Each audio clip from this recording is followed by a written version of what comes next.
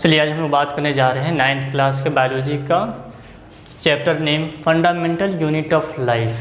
Chapter का नाम क्या है? Fundamental unit of life. Cell की बात करते हैं हम लोग। तो किसी भी लाइफ का जो फंडामेंटल यूनिट क्या है, यानी कि बेसिक सा स्ट्रक्चर क्या है, अगर कोई भी लिविंग ऑर्गेनिज्म जो है किस चीज़ का बना हुआ है तो सेल का बना हुआ, इनके बारे में हम लोग डिटेल से देखेंगे। सेल का खोज किसने किया, सेल कितने टाइप के होते हैं, unicellular, multicellular, prokaryotic, eukaryotic, nucleus, nucleate क्या होता है, प्लाज्मा मेम्ब्रेन क्या होता है, साइटोप्लाज्म, सभी के बारे में हम लोग देखेंगे वन बाय वन करके। चलिए तो fundamental unit of life cell के बारे में बात करते हैं। सेल क्या होता है? 1665 में रॉबर्ट हुक एक साइंटिस्ट का नाम था, एक इंग्लिश साइंटिस्ट थे, ये इंग्लिश साइंटिस्ट थे रॉबर्ट हुक। उन्होंने क्या किया, कॉर्क समझो, कॉर्क क्या होता है। देखो जो पेड़ पौधा होता है ना, जो ट्री होते हैं, ट्री का जो कहते हैं कि ट्रंक होता है, उनका जो बाहरी आउटर लेयर होता है उसको कॉर्क कहते हैं। और कॉर्क जो होता है, इनकी कोई ब्रांच की बाहरी जो लेयर होता है ना, सबसे बाहरी लेयर, आउटर लेयर, उसको कहते हैं कॉर्क कहते हैं। और कॉर्क जो होता है डेड सेल होता है। कॉर्क कैसा होता है? डेड सेल होता है, ध्यान रखिएगा, ये लिविंग सेल नहीं होता, डेड सेल होते हैं। इन्होंने क्या किया, रॉबर्ट हुक ने 1665 में अपना एक माइक्रोस्कोप डिजाइन किया। उन्होंने उस बार्क का कॉर्क लिया, कॉर्क का स्लाइस लिया, और उन्होंने अपने जो माइक्रोस्कोप डिजाइन किया था खुद से, उनसे देखा तो उनको क्या दिखाई दिया कि छोटा छोटा बहुत सारा हनीकम्ब के जैसा स्ट्रक्चर दिखाई दिया। हनीकम्ब तो जानते हैं ना, मधुमक्खी का जो छत्ता होता है जिसमें शहद का स्टोर करता है, उन्हीं को हनीकम्ब कहते हैं। हनीकम्ब के जैसा उनको स्ट्रक्चर दिखा दिया। फिर उन्हें को क्या दिखा दिया, जैसे कि छोटा छोटा कंपार्टमेंट होता है, एक बड़ी सी बिल्डिंग है उसमें बहुत छोटा छोटा रूम होता है ना, तो उस तरीके से उनको दिखा दिया कि एक बड़ा सा सेल है, उनके अंदर बहुत ही छोटा छोटा कंपार्टमेंट है। क्लियर? चलो, तो उनका नाम उन्होंने, रॉबर्ट हुक ने उसी चीज़ का नाम क्या दे दिया, सेल दिया। ठीक है, सेल जो है, सेल वर्ड जो है आपको ये लैटिन वर्ड से लिया गया। ठीक है, लैटिन में इसे सेलुला कहते हैं। ठीक है, सेलुला लैटिन वर्ड से निकाला गया सेलुला, जिसका मतलब होता है एक लिटिल रूम। सेलुला का मतलब क्या होता है? एक लिटिल रूम होता है। ठीक, हाँ, सेलुला एक लैटिन वर्ड है, इसीलिए सेल को एक लिटिल रूम कहा गया। कि देखो सेल जो होता है एक छोटा सा, जैसे एक बड़ी सी बिल्डिंग है, एक बड़ी सी बिल्डिंग बहुत छोटा छोटा रूम होता है, तो वही छोटा रूम को जो होते हैं क्या कहते हैं, सेल कहते हैं। Clear? The cell equal to a little room.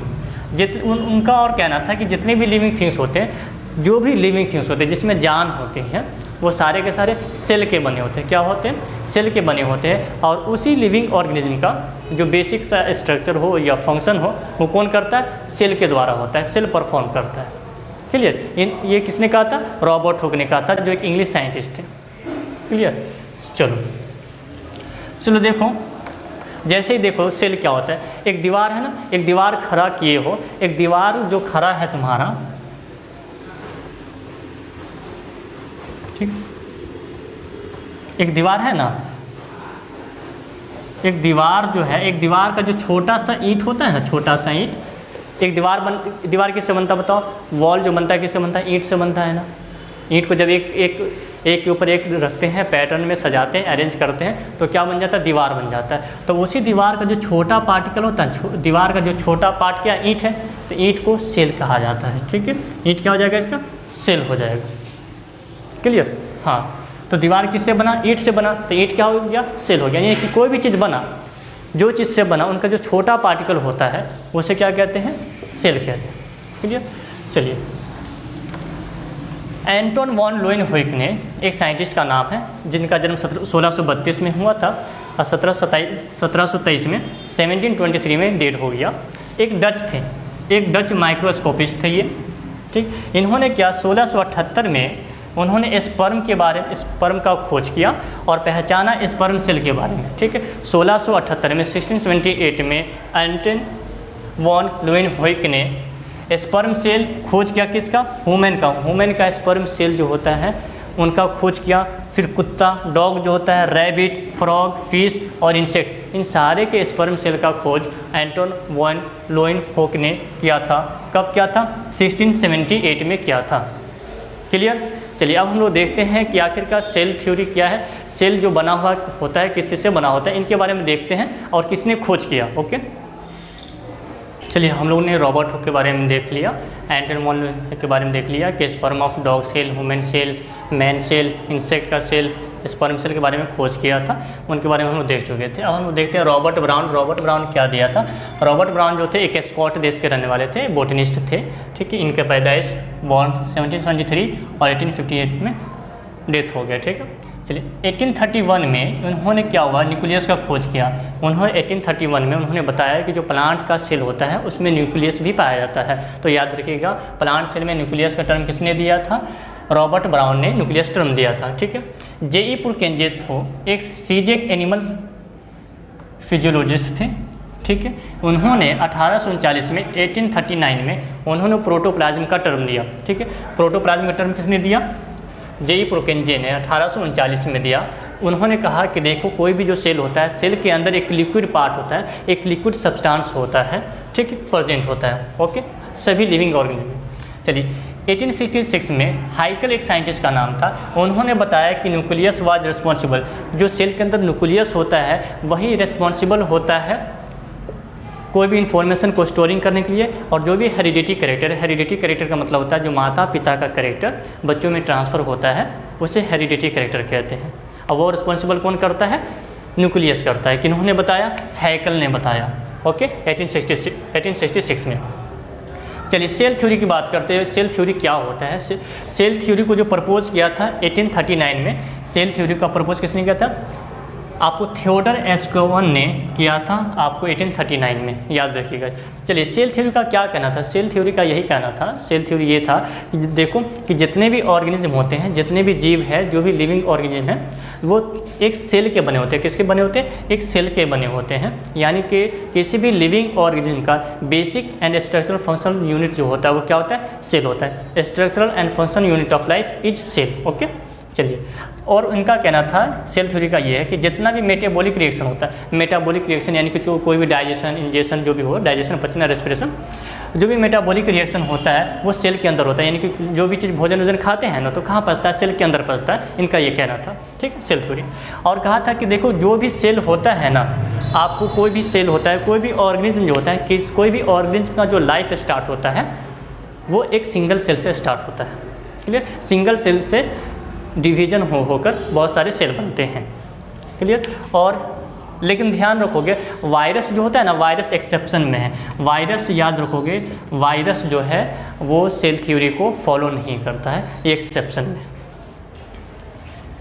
Virus cell theory को एक्सेप्ट करता, फॉलो नहीं करता। चलिए, जितने भी सेल्स होते हैं, इनका कहना था सेल थ्योरी का कि जितने भी सेल होते हैं अपने से पैदा नहीं होते हैं, अपने से प्रोड्यूस नहीं होते हैं, प्रोडक्ट नहीं होता है। ये जो पहले के सेल है, प्री एग्जिस्टिंग सेल, जो पहले के सेल हैं, उन्हीं से डिवीजन होकर नए नए सेल का बनता है, नए नए सेल का फॉर्मेशन होता है, क्लियर। तो ये था सेल थ्योरी, समझ में आ गया।